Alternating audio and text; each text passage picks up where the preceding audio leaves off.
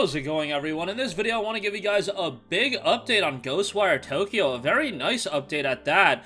The game is going to be featuring 6 graphical modes on PlayStation 5. 6 is a lot more than we typically see. Usually, like 4 is a nice amount to see. A lot of games will just give you 2, but GhostWire Tokyo is going above and beyond with 6, so we'll talk about that. The Stranger of Paradise Final Fantasy Origin reviews have dropped. We have an update on Dead Space when we're going to hear about the game next, and Dino Crisis ain't happening, but Exoprimal is. However, the Dino Crisis producer is involved with Exoprimal. We'll talk that briefly at the end of this video, but first up, GhostWire Tokyo will be featuring 6 different graphics options. Now, typically, with a lot of games, if we could get 4 graphics options, that would be great. 6 is above and beyond what I typically expect, so let's go over all of the different modes. So, first up, you have Quality Mode. I think that's to be expected. 30 FPS capped at a 4K resolution. Additional features such as ray tracing reflections are enabled, and on top of that, other graphical improvements are also there. This is obviously for those of you that want the best visuals possible. Then you have Performance Mode. GhostWire Tokyo will run at a capped 60 frames per second. This does come at the cost of the resolution, as well as the loss of real-time ray tracing in favor of for a spatial reflection,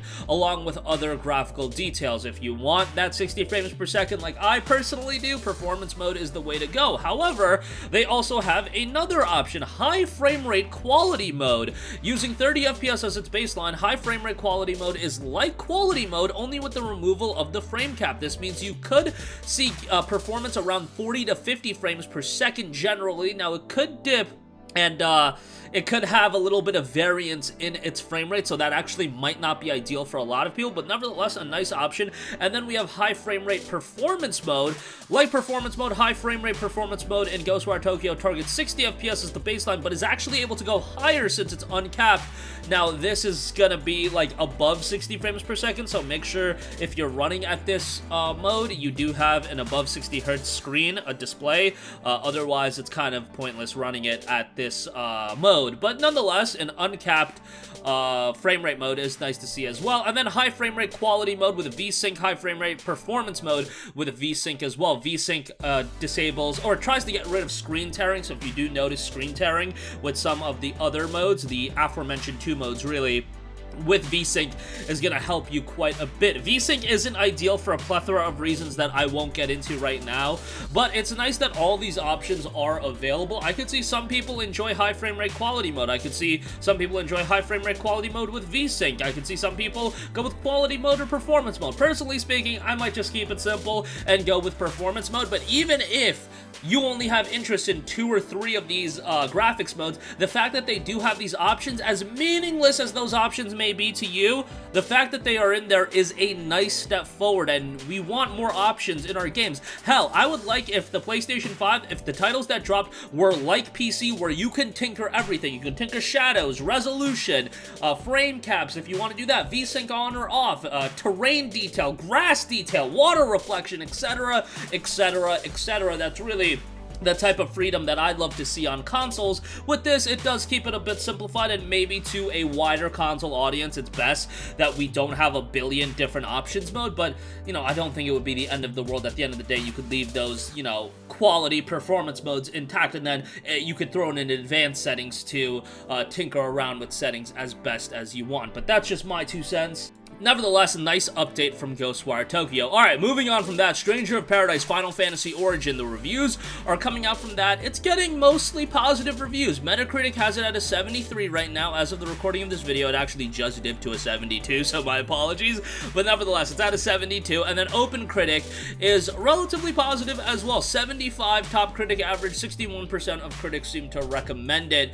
Reviews are kind of all over the place. You see reviews as high as like an 8.5, and then it does dip all the way down to, you know, 5 out of 10s and whatnot. I even see a 2 out of 10 here. I believe that's a 2 out of 10, either that or it's a 1 out of 5.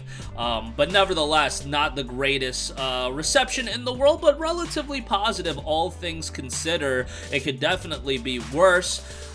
You know, this is a game that I probably wouldn't recommend you picking up day one. It's gonna get cheaper at some point if you want, you know, a big RPG. There's a lot of options right now. I just don't know if Stranger of Paradise Final Fantasy Origin is that one, especially with all the competition right now. But hey, if you do want to check it out, the reviews are looking relatively positive. And by the way, that 2 out of 10, it is a 1 out of 5. So I do weigh a 1 out of 5 differently than a 2 out of 10. A 2 out of 10 is kind of wild. A 1 out of 5 isn't ideal either, but that is coming from NME.com, which I'll leave a link to the Metacritic page in the description box below, as well as the OpenCritic page. Alright, moving on from that, the Dead Space official Twitter account tweeted, "Our next Dead Space livestream in May will cover the art of Dead Space. What are other topics you want to see in our future streams? We're taking notes." The audio stream was a nice insight into what to expect out of Dead Space. I know not everybody was into, you know, all of those audio aspects, but honestly, the reception was overwhelmingly positive from what I saw, and the audio elements of Dead Space are definitely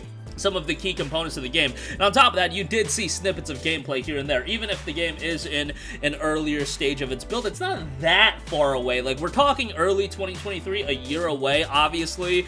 Over the course of the next year, the game will greatly evolve from a visual standpoint, but yeah, you got to see a little bit of footage. It is going to be a nice facelift. I know that Motive Studios is going to try to have a slam dunk with this one because they're going to have a lot of eyes on them because Dead Space is such a beloved game. Like, people have their opinion on Dead Space 2 and 3. Dead Space 2 is pretty well received.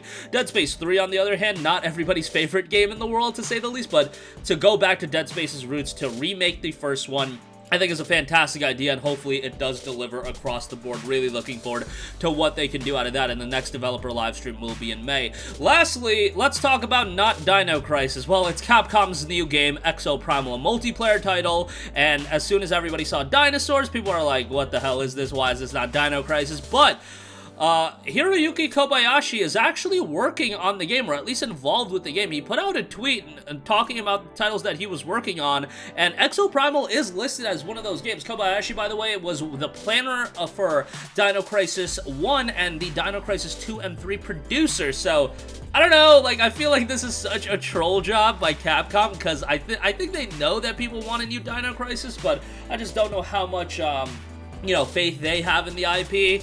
I think it would do pretty well if they do a new Dino Crisis, and if they made it well, I think it would actually do pretty damn well, just because nostalgia is pretty powerful in 2022, as we've seen with a lot of these franchises coming back from the depths of a bygone era, so to speak, and them doing pretty well. So I think Dino Crisis would do well. Who knows? This Exoprimal game, however, I'm hoping for the best out of it. Look, I want to see more multiplayer titles on PlayStation. I just don't know about this one. I don't know if it's gonna be a home run. It is out in 2023, so another one that is a ways away, but we'll see how that turns out. Hopefully it's an early 23 title, so, you know, sooner rather than later we can have some dino hunting action. But that's gonna do it for me. Again, GhostWire Tokyo going above and beyond with 6 graphical modes. Hopefully we see that regularly from more games. Stranger of Paradise Final Fantasy Origins reviews are coming out right now. A 72 on Metacritic, a 75 top critic average on OpenCritic. Dead Space, the next developer live stream, will be in May, and Dino Crisis producer is working on Exoprimal. We'll see how that game turns out in 2023. That's going to do it for me. Sound off with all of your thoughts in the comments section down below. Thank you for watching, and goodbye.